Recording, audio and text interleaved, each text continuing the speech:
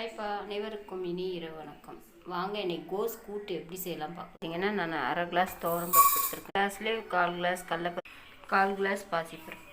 நான் பருப்பு கழுவி தண்ணி ஊற்றி எடுத்துகிட்டு வந்துட்டேன். மஞ்சள் போட்டு பருப்பு வேகத்துக்கு கொஞ்சம் எண்ணெய். இது இப்போ ஒரு 3 விசில் விட்டு எடுத்துக்கலாம். அதுக்கே இப்போ கொஞ்சம் எண்ணெய் ஊற்றிக்கும். 3 ஸ்பூன் எண்ணெய், கொஞ்சம் கடுகு போட்டுக்கும். கடுகு பொரிஞ்சிச்சு, கொஞ்சம் வெந்தயம் போட்டுக்கும். பெருங்காயத்தூள்,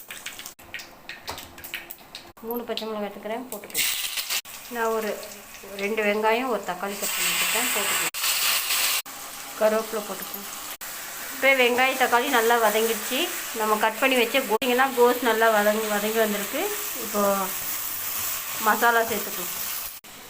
ஒரு அரை ஸ்பூன் தனி மிளகாய்த்தூள்.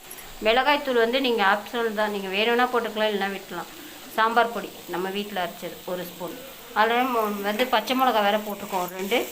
நம்ம காரத்துக்கு ஏற்ற மாதிரி போட்டுக்கணும், உங்கள் காரத்துக்கு ஏற்ற மாதிரி. இப்போ பாருங்கள், பருப்பு இந்த மாதிரி இந்த கடலைப்பருப்பெல்லாம் இப்படி முழுசாக தெரிஞ்சால் தான் கூட்டுக்கு நல்லாயிருக்கும்.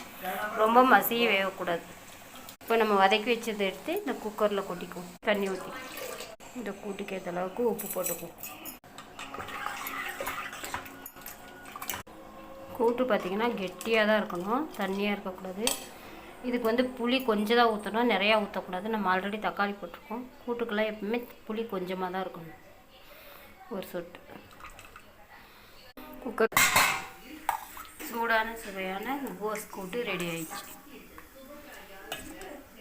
ஓகேப்பா, இந்த வீடியோ பிடிச்சிருந்தா லைக் பண்ணுங்கள், ஷேர் பண்ணுங்கள், கமெண்ட் பண்ணுங்கள். ஓகேப்பா, பாய்.